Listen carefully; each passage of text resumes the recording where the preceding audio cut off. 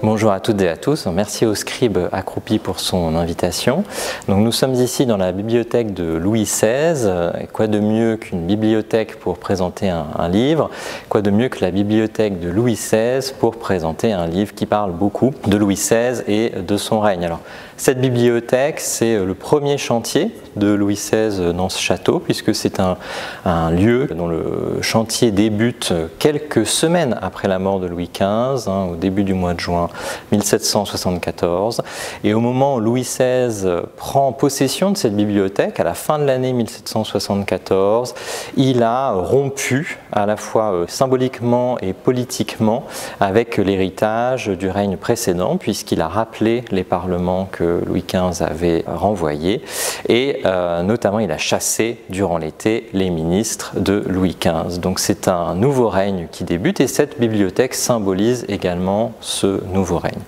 Et je tenais également à faire cet entretien dans cette bibliothèque car c'est une bibliothèque qui d'emblée, dès le début du règne de Louis XVI, a été consacrée ou a fait une très large place à l'histoire, puisque la plupart des volumes qui étaient à l'époque conservés dans cette bibliothèque étaient consacrés à l'histoire, pas seulement à l'histoire qui célèbre la gloire de la dynastie, mais aussi une histoire à dimension savante, puisque Louis XVI avait dans cette bibliothèque une histoire de Charles XII écrite par Voltaire, Charles XII de Suède,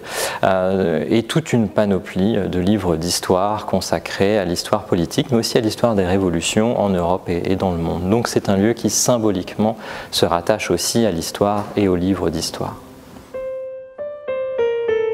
Oui, merci pour cette question. Alors, pour y répondre, je vais tout simplement partir de l'illustration de couverture que vous avez sur la couverture du livre, qui est une allégorie de l'abondance ou de la libéralité, qui avait été peinte par Pierre Mignard pour un des cabinets du château de Versailles, le cabinet des Coquilles, donc qui faisait partie des petits appartements de Louis XIV et qui est une pièce qui a été réaménagée au XVIIIe siècle, dans les années 1730. Et sur cette allégorie, on voit donc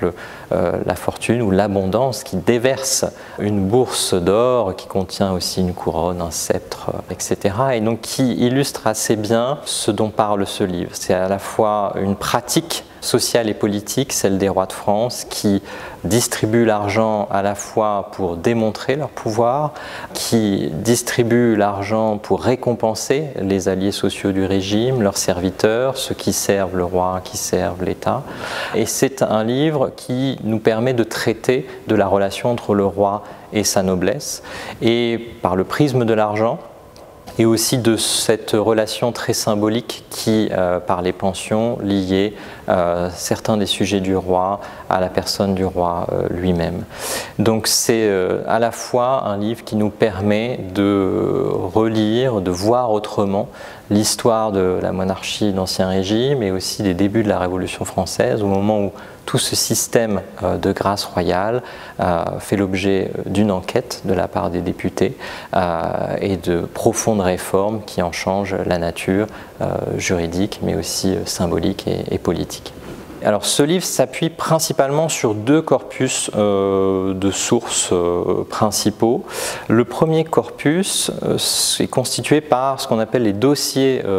individuels de pensionnaires. Donc ce sont des dossiers de pension tout simplement qui sont conservés aux archives nationales dans une série contemporaine, puisque ce sont des dossiers qui ont été versés au début du XIXe siècle. Et ces dossiers de pensionnaires contiennent de la correspondance administrative, mais aussi toute une série de données d'état civil relatives aux pensionnaires eux-mêmes, donc des certificats de vie, des déclarations de revenus, en tout cas des déclarations de pension, et bien entendu des brevets de pension qui étaient le certificat officiel qui permettait d'attester que l'on avait reçu du roi une pension ou une gratification.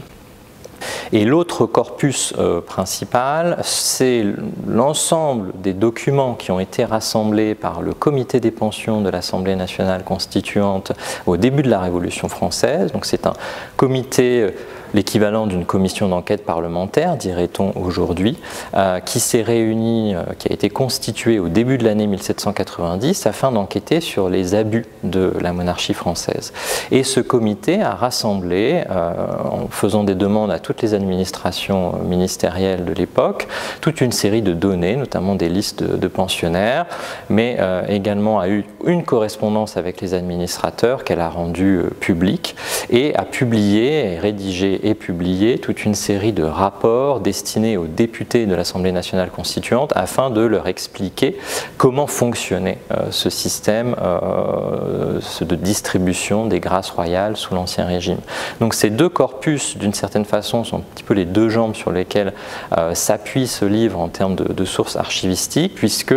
le corpus du comité des pensions permettait d'éclairer et de rendre intelligible le fonctionnement administratif, financier que l'on voyait, mais que l'on ne comprenait pas forcément très bien à la lecture des dossiers individuels de pensionnaires. Donc voilà un petit peu pour les sources principales. Bien sûr, tout cela a été complété par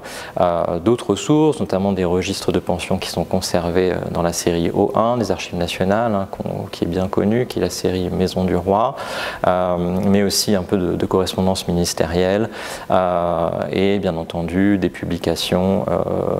de sources éditées plus tardivement. Je pense que la principale difficulté dans le traitement de ces sources était justement de réussir à comprendre le circuit de la dépense, le fonctionnement administratif des pensions et le système des paiements. Et tout cela, finalement, s'est éclairé en mettant la main,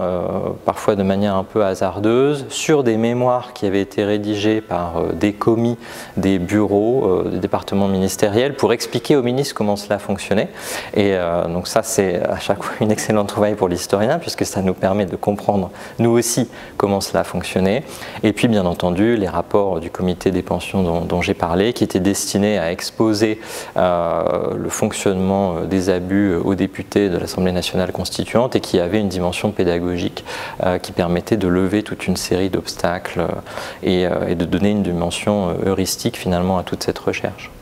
Alors, les pensions, les gratifications, ce sont des subventions particulières que le roi verse à ses anciens serviteurs la plupart du temps. Donc c'est de l'argent qui est versé. Alors les pensions en général sont annuelles, hein, leur versement peut être découpé en plusieurs tranches et mensualisé éventuellement, mais les pensions, le montant des pensions qui est indiqué sur les brevets est un montant qui est annuel. Et ces pensions donc, sont destinées à récompenser la plupart des serviteurs du roi et de l'État, puisque évidemment le roi de France en tant que maître de maison doit moralement récompenser l'ensemble de ses serviteurs, mais il est aussi à la tête d'un État et il doit récompenser l'ensemble des serviteurs de cet État. Donc la plupart des pensionnaires de la monarchie sous l'Ancien Régime sont des militaires essentiellement, des officiers militaires, donc la plupart sont nobles, des commis qui servent dans les administrations, des intendants qui servent dans les provinces, leurs subdélégués. On trouve aussi beaucoup de veuves de militaires, parce qu'il y a énormément de pensions de réversion à cette époque-là. Et ensuite, vous avez l'ensemble des serviteurs qui servent dans les différentes maisons princières à la cour, pas seulement la maison du roi, mais aussi la maison de la reine et des autres princes et princesses de la maison de France, et qui peuvent se retrouver aussi à obtenir une pension sur le trésor royal, ainsi que également les présidents des cours souveraines, hein, qui sont les tribunaux supérieurs qui rendent la justice en dernier ressort dans la société d'Ancien Régime. Donc c'est à peu près l'ensemble des serviteurs, l'ensemble des fonctionnaires, dirait-on aujourd'hui, mais aussi des serviteurs domestiques du roi qui sont concernés par cette transaction financière qui est aussi très symbolique. Et il n'y a pas de droit à la pension sous l'Ancien Régime, hein. C'est pour ça qu'on parle de grâce royale, puisque pour obtenir une pension, il faut s'adresser au roi et obtenir l'approbation, l'accord du roi, puisque c'est une grâce que le roi fait à ses anciens serviteurs de leur accorder ou non une pension sur le trésor royal. Alors les règles sur lesquelles s'appuie la distribution des pensions sont essentiellement déterminées par l'usage, c'est-à-dire c'est la pratique, les précédents au sein d'un service administratif, au sein d'une maison, qui permettent de déterminer à partir de combien de temps on peut espérer obtenir une pension et puis quel montant. Et bien entendu, le clientélisme, l'appui d'un intermédiaire sont des pratiques qui sont très présentes dans la distribution des pensions, puisque les personnes les plus importantes qu'il faut convaincre, ce sont les ministres, puisque ce sont les ministres du roi, donc les secrétaires d'État, le contrôleur général des finances, qui ont le pouvoir, dans le cadre de leur travail avec le roi, de soumettre une demande de pension. Donc quand un solliciteur demande une pension, il écrit au roi, mais ce sont les services d'un secrétaire d'État, les services d'un ministre qui traitent le courrier. Les commis préparent un petit mémoire, une petite feuille synthétique qui résume la demande et qui émet l'avis de l'administration sur cette demande, c'est-à-dire en fonction des précédents et des pratiques et des usages, eh bien, on conseille au roi d'accorder ou non une pension et puis d'accorder un montant qui ne correspond pas forcément à celui qui est demandé. Et en revanche, quand un membre de la famille royale veut appuyer une pension, il doit également le faire savoir au secrétaire d'État qui va soumettre cette demande au roi dans le cadre de son travail. Et on le voit dans les mémoires qui sont contenus dans ces dossiers de pension qui sont aux archives nationales, chaque fois que la reine intervient, que Madame Adélaïde, la tante de Louis XVI par exemple, intervient pour soutenir une demande de pension, tout cela est mentionné et figure dans ces dossiers de pensionnaires. Donc c'est une pratique qui pose problème aux personnes qui sont le moins intégrées à la société de cour et qui sont le plus éloignées de la famille royale, personnellement et géographiquement. Donc officiellement, aucune pension ne peut être accordée sans le bon du roi. Hein. Donc c'est 3 petites lettres qu'il appose sur une feuille de décision dans le cadre d'un travail avec un de ses ministres. Mais je me suis rendu compte que Calonne, hein, qui est le contrôleur général des finances de Louis XVI entre 1783 et 1786, avait accordé sur sa seule signature un nombre assez important de pensions durant son ministère. Donc ça reste toujours inférieur au nombre de pensions qu'il a proposé au roi, mais tout de même c'est une pratique que Necker par exemple n'avait pas. Et donc tout cela donne des arguments à ceux qui dénoncent, notamment au début de la Révolution française, hein, le despotisme ministériel, c'est-à-dire ce pouvoir excessif des ministres, donc les secrétaires d'État et le contrôleur général des finances, dans la prise de décision et également là dans l'engagement des fonds de la monarchie. Oui, alors c'est un grand sujet puisque jusqu'en 1781, le roi et ses ministres des Finances ne savent pas exactement combien de pensions sont payées avec l'argent du roi. Il faut attendre que Necker ait mené à bien une réforme de centralisation du paiement des pensions sur le seul trésor royal pour obtenir un chiffre qui s'avère près de 3 fois supérieur à celui initial qu'on avait estimé. C'est-à-dire qu'on pensait à la fin du règne de Louis XV que le roi payait, en comptant uniquement les pensions sur le trésor royal, plus ou moins 10 millions de livres de pension, ce qui n'était finalement pas beaucoup plus que les 7 millions de livres que l'on payait sur le Trésor royal en 1715 à la mort de Louis XIV. Et en vérité, après la réforme de Necker, au moment où cette centralisation est faite et on refait les comptes, Necker estime à 28 millions de livres le montant des pensions sur le Trésor royal, et cette somme équivaut au budget de la marine. À un moment où la France est en guerre contre l'Angleterre pour défendre et soutenir les insurgents en Amérique du Nord, cette somme pose problème. Et le roi lui-même est choqué, d'après Necker, au moment où il découvre l'ampleur de cette nouvelle estimation. Les pensions sont un objet de réforme permanent au cours du XVIIIe siècle et d'emblée, après la mort de Louis XIV, L'État est surendetté du fait de la guerre de succession d'Espagne et il faut trouver des ressources, en tout cas réduire les dépenses. C'est la politique qui est menée par le duc de Noailles qui est en charge des finances dans le cadre de la Polycynodie sous la Régence, gouvernement par conseil. Et Noailles met en place une politique de rigueur et tente de réduire le plus rapidement possible le montant des pensions. Et donc les commis, lui, élabore une solution toute trouvée pour permettre d'avoir cette réduction très rapide, que les bureaux du département des finances élaborent un barème de retenue progressif, par tranche progressive, qui permet d'imposer les pensions, c'est-à-dire de retenir à la source un certain nombre de pourcentages sur le montant des pensions qui est dû. Le problème, c'est que le pouvoir politique rend un arbitrage et est confronté là à un dilemme, puisque d'un côté, il y a l'urgence de réduire les dépenses et de l'autre, il ne faut pas fragiliser le soutien du régime à ses alliés sociaux, essentiellement la noblesse et en l'occurrence la haute noblesse. Et donc la réforme, cette proposition de taxer les pensions, si vous voulez, de barème de retenue à la source, elle fait l'objet tout de suite d'exemptions pour les officiers de la maison du roi notamment et les princes du sang. Alors Philippe d'Orléans, le régent, revient assez rapidement sur cette exonération des princes du sang après la querelle des princes légitimés, c'est-à-dire qu'il est un peu agacé par l'attitude, le manque de solidarité politique des princes, donc il décide finalement de leur imposer une taxation des pensions. Mais l'essentiel des officiers de la maison du roi, et notamment les officiers militaires, sont exonérés de ces retenues. Et l'instabilité ministérielle fait que la plupart de ces réformes n'ont pas de suite, puisque par exemple le duc de Noailles est très vite renvoyé à la fin des années 1710 pour être remplacé par John Law ou Jean Las, comme on disait à l'époque, donc ce jeune Écossais dont les innovations séduisent le régent Philippe d'Orléans, et on décide là de faire payer les pensions sans retenue par la Compagnie des Indes qu'a créé et développé John Law, et le régent là se lâche et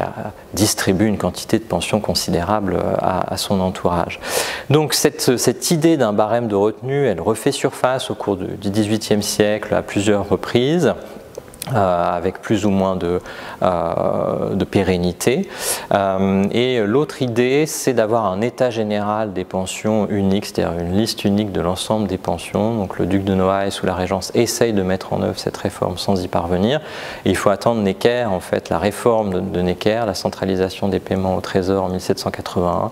pour, au cours des années 1780, enfin avoir cette liste unique au Trésor de l'ensemble des pensionnaires du Trésor royal.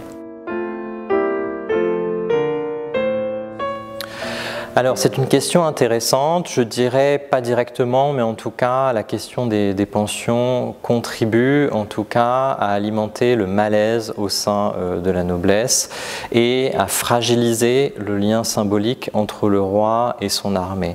Ce qui est gênant quand une partie de la population se révolte contre l'autorité royale de ne plus avoir une armée qui est totalement lié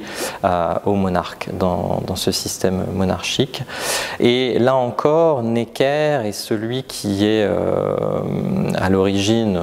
du problème, diront certains, ou du dévoilement du problème selon d'autres, puisque en 1781, il décide de rendre public les comptes de la monarchie. Il publie son célèbre compte rendu au roi, donc qui est une estimation des recettes et des dépenses de la monarchie.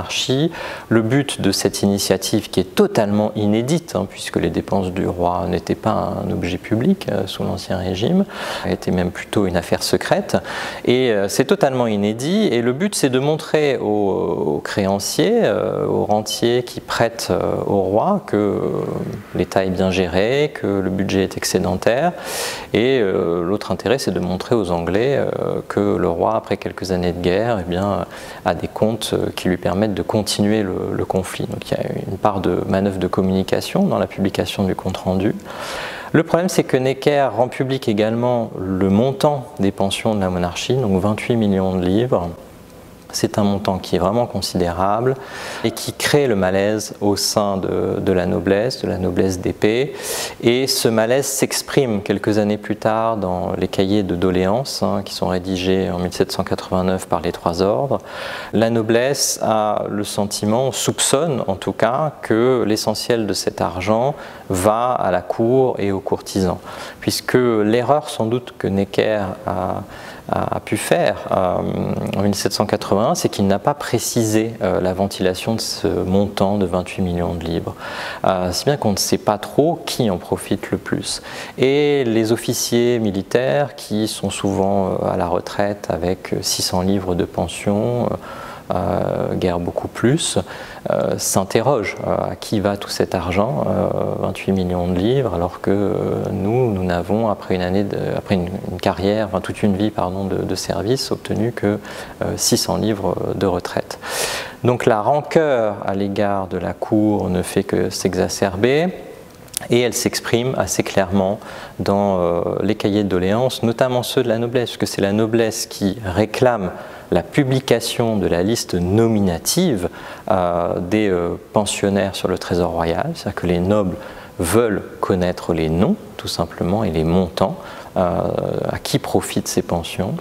tandis que le tiers-état réclame surtout une diminution du montant global. Et les pensions font partie du top 10 des sujets qui sont discutés dans les cahiers de doléances. Donc c'est tout de même un sujet important qui a contribué, en tout cas qui a alimenté la crise au sein de la noblesse, qui est un ordre qui n'est pas un groupe social cohérent, qui n'a sans doute jamais été, mais qui là traverse une véritable crise identitaire à la fin de l'Ancien Régime. Oui, alors merci pour cette question. Alors le comité des pensions, déjà deux petits mots sur son histoire. Il est les résultats de plusieurs tentatives de mettre les pensions à l'ordre du jour à l'Assemblée nationale. Ça se fait déjà pendant la nuit du 4 août et c'est encore là, un député de la noblesse d'épée, petite noblesse militaire de province, Foucault de Lardimali, qui pose le sujet sur la table et réclame que l'on s'intéresse aux largesses que touchent les courtisans. Donc là, c'est une attaque directe envers le duc d'Aiguillon, le vicomte de Noailles, qui sont ceux qui viennent de proposer l'abolition des droits féodaux. Donc là, il y a une tension au sein de la noblesse sur ce sujet-là, mais l'Assemblée nationale ne se saisit véritablement du sujet qu'à la toute fin de l'année 1789, en décembre, suite à la publication de l'état nominatif des pensionnaires. Donc on commence à rendre public enfin cette fameuse liste nominative des pensionnaires sur le Trésor royal, et on commence par la première classe, c'est-à-dire les pensions qui sont supérieures à 20 000 livres, et là l'armée s'étrangle en fait, en découvrant les montants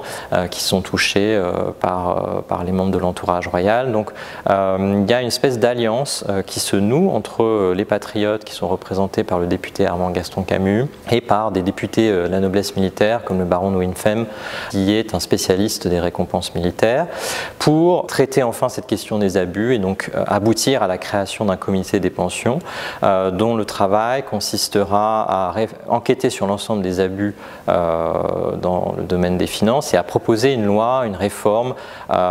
qui mette en place des critères clairs, lisibles pour l'octroi des pensions militaires et des pensions aux fonctionnaires.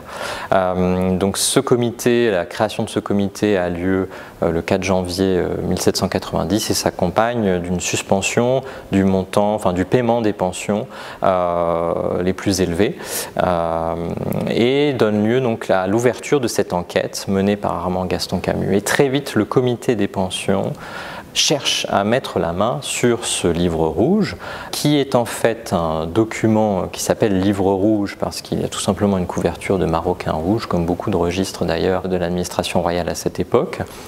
et qui est le registre des ordonnances aux porteurs, qui est tout simplement donc le registre dans lequel le roi et son ministre des Finances consignaient les dépenses secrètes qui étaient octroyées, généralement pour payer les dépenses des affaires étrangères, mais le livre rouge a aussi servi à consigner des ordonnances pour régler des dépenses secrètes liées notamment au traitement des dettes des frères du roi, le comte de Provence et le comte d'Artois. et aussi des achats comme l'achat de Rambouillet ou de Saint-Cloud. Donc c'est un document qui est très secret parce qu'il n'était entre les mains que du roi et de son ministre des Finances. On ne sait pas trop comment Camus finit par en entendre parler. Peut-être une fuite de la part d'un commis du contrôleur général des finances, enfin du contrôle général des finances, on ne sait pas. Mais en tout cas, les députés du comité des finances puis du comité des pensions sont au courant de l'existence de ce registre et le demandent. Ils le réclament à Necker, qui là se retrouve dans une position paradoxale puisque c'est lui qui en 1781 a rompu avec la culture du secret et a ouvert cette histoire de la gestion publique des finances et là se retrouve dans la position de celui qui rechigne à transmettre un document qui concerne les finances royales à l'Assemblée nationale. Donc il y a tout un bras de fer qui a lieu pendant plusieurs semaines, au cours du mois de février 1790 notamment, et qui aboutit à la consultation par le comité des pensions de ce registre et qui illustre toute la lutte qui s'opère à ce moment-là entre le pouvoir législatif et le pouvoir exécutif pour la maîtrise et pour la détention de la souveraineté financière. Parce que l'Assemblée nationale cherche finalement à avoir un regard universel sur l'ensemble des dépenses qui sont financées par la contrainte fiscale et cela implique également d'avoir un regard sur les dépenses secrètes de la monarchie, alors que le pouvoir exécutif ne l'entend pas de cette oreille et entend préserver un précaré et un certain secret autour de certaines dépenses. Donc le comité des pensions obtient la possibilité de consulter ce livre rouge chez Necker, en présence de Montmorin. Il prend des notes et il rend public les notes qu'il a prises au début du mois d'avril 1790, ce qui choque énormément Necker, mais la réponse du comité des pensions est assez ferme, puisque cet argent, selon eux, est l'argent de la nation, et par conséquent, les représentants de la nation ont parfaitement le droit d'en prendre connaissance et de rendre public ces sommes. Et ce registre disparaît ensuite, c'est-à-dire que l'Assemblée nationale ne demande plus à le revoir, et il est retrouvé, alors que le roi était aux Tuileries au moment où le comité des pensions l'a consulté. Ce registre est retrouvé quelques semaines après la mort du roi, en février 1793. Il est retrouvé ici à Versailles, dans un cabinet. Je ne saurais pas vous dire lequel, on ne sait pas d'après le PV. Et il est rapporté à Paris, donc sur le bureau de la Convention nationale, qui en ordonne l'impression in extenso, donc de l'ensemble des pages, puisque le comité des pensions en 1790 n'avait publié qu'un dépouillement. Donc on ne sait pas trop comment ce registre est revenu à Versailles. En tout cas, il est revenu à Versailles entre avril 1790 et le moment où on l'a retrouvé ici en 1793.